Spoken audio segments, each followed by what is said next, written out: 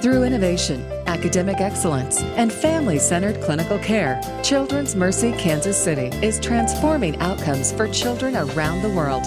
Welcome to the audio interview series, Transformational Pediatrics, with host Dr. Michael Smith. All right, so our topic today is the CKiD study update. My guest is Dr. Bradley Warady. Dr. Warady is the Pediatric Nephrology Division Director and Director of Dialysis and Transplantation. Dr. Warady, welcome to the show. Good morning. So let's talk first. How about a nice overview of the CKiD study, and why was it developed? What were the objectives? And let's just kind of review that first. Go ahead. Sure. Well, the CKiD study, which has been in existence now for more than 15 years, is a study that's comprised of investigators from 54 different pediatric programs around the country. And the goal of the CKiD study was to really gather important data about children with chronic kidney disease, meaning kidney injury, but not yet requiring dialysis or transplantation. And what we've done over the past 15 years in this study is to learn not only about the risk factors that can lead to worsening of kidney disease in these children, but we've also gathered a lot of information about the impact of chronic kidney disease on the growth of these kids, on their brain development, and on their risks of heart disease, all important outcomes associated with chronic kidney disease. Yeah, and so we're kind of, now that's 15 years that's been ongoing. I know now, I think you're moving kind of into a new direction with this study. Tell us a little bit about some of the new funding and where the study is heading. Sure. So the National Institutes of Health, which has funded this study, graciously have funded us for an additional 5 years, which will be 20 years of continuous funding for this study, which is really unique in studies funded by the NIH. So the new aspects of CKiD, actually there's several new aspects. For one, when we look at the vast majority of children that have entered the study in the past, they were around 10 years of age. And so we really didn't capture information on our youngest children with chronic kidney disease, those children who are less than 5 years of age. And believe it or not, there are children that young who already have chronic kidney disease.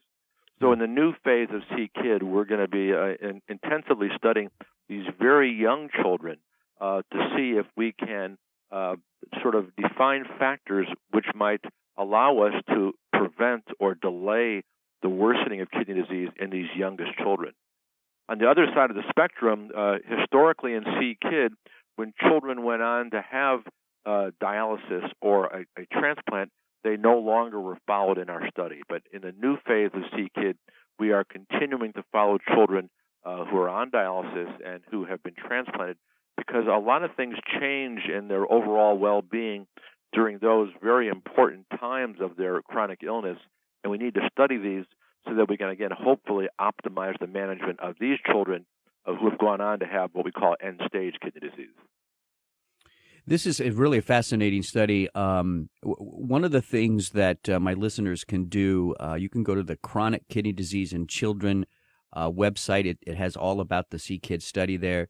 And on there, there's specific study objectives. And, maybe we can just kind of review what we know about some of these objectives and get your opinion about, the future really for this study.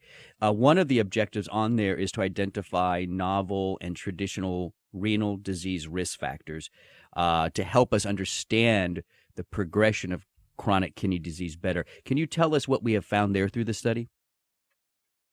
Well, to date, we found a number of risk factors or exposures that lend itself to worsening of kidney disease.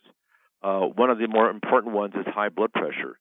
I think many people don't recognize that even young children can have high blood pressure. And so high blood pressure in and of itself can not only lead to the more rapid worsening of kidney function in children, but it can also lead to heart disease. So that's an important risk factor. And many children who have kidney disease lose protein in their urine. Typically, the kidney does not lose protein, but in children with kidney disease, you can have protein in the urine, and the persistence of protein in the urine can also lead to worsening of kidney disease. And then there's other factors, anemia or a low red blood cell count. Again, another factor that can lead to progression of chronic kidney disease. So what we try to find in CKiD are those factors, what we call modifiable factors, factors where we can intervene with treatment to hopefully modify the course of chronic kidney disease. And in the CKiD study, we continue to look for these modifiable factors, which, again, if successfully treated, might improve the outcome for children with chronic kidney disease. Yeah. Another objective that you mentioned earlier was understanding or characterizing the impact of a decline in kidney function on neurodevelopment. What have we learned from the CKiD study about that? Well, we've learned that children who have chronic kidney disease can have problems with their attention span and with what's called executive function, being able to make decisions about what to do next in an orderly manner. And so this is important because if we have children who have these issues going on from a neurocognitive standpoint, oftentimes that information should be shared with the schools so that the schools can sort of optimize the education of these children so they can be successful. And I think in many situations historically, children who have had these, I don't want to call them learning disabilities, but challenges, if you will, in terms of learning, it's not been addressed in an aggressive manner in the schools. But I think we know now that many of these children with chronic kidney disease can have these problems, and so they can those kids can work with their own centers to better define these issues that might exist in the children to, again, optimize education. And so this means seeing the psychologists at these centers to pick up on what sometimes can be very subtle abnormalities but can have a huge impact on their learning capacity. Another objective in the CKiD study was to look at, declining kidney function and the effects on overall growth and development. What have we learned from that? Well, we've learned certainly that many of these kids can have short stature, and so there's a multiplicity of factors that influence the growth of children with chronic kidney disease. So these children have to have a good nutritional status. These children have to have a very normal acid-base status, and both of those factors, nutrition and acid-base control, can in fact be abnormal in children with chronic kidney disease. And then we also recognize that in some situations, the use of growth hormone therapy in these children can be extremely, extremely beneficial. Children with chronic kidney disease don't have abnormal levels of growth hormone, but the growth hormone levels they have aren't adequate enough to allow normal growth. And so some children who have optimized their nutrition, who have optimized their acid-base control, should be prescribed growth hormone therapy, and in general will experience a very positive outcome. So all of these kind of, pieces of information that we've gathered from CKiD, what we're doing now is putting together this information to share it with their pediatric kidney doctors, as well as their pediatricians and their family providers, and the families themselves, so they understand the complexity of the disorders, but the various interventions that we think are necessary to optimize the care for these kids. Yeah. With the added funding and the extension of the study for another 5 years, you'd mentioned one of the populations you're going to look at are the kids who receive transplantation are now kind of taken out of the CKiD study. In a sense, we're now going to be looking at them. What specifically are you wanting to follow and study in that group? I think one of the most important things in that group to study is the issue of cardiovascular or heart disease. When you look at children and adults with chronic kidney disease or who have gone on to have end-stage kidney disease, cardiac disease is the number one cause of morbidity and mortality, or risk of death. And so we recognize, especially in the group that are on dialysis, that's a period of time when the risk of heart disease is at its greatest.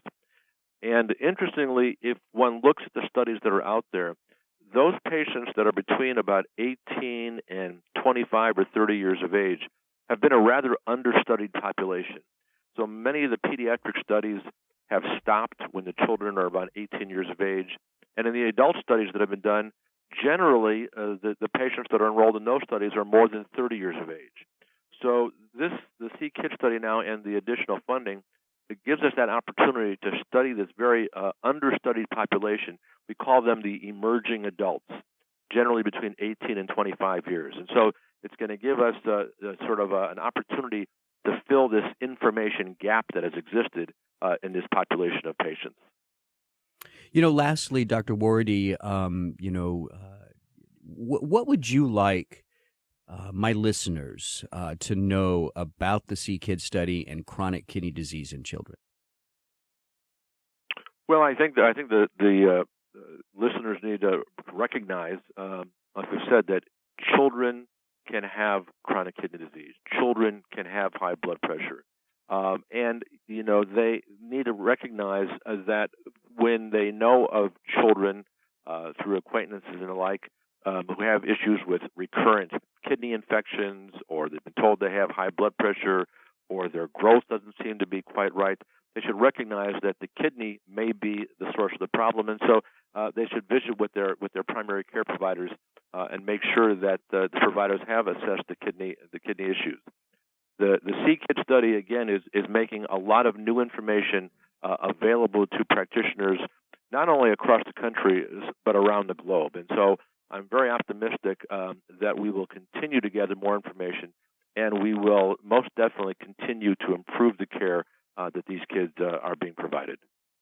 Dr. Warady, I want to thank you for the work that you are doing, and thank you for coming on the show today. You're listening to Transformational Pediatrics of Children's Mercy Kansas City. For more information, you go to childrensmercy.org. That's childrensmercy.org. I'm Dr. Mike Smith. Thanks for listening.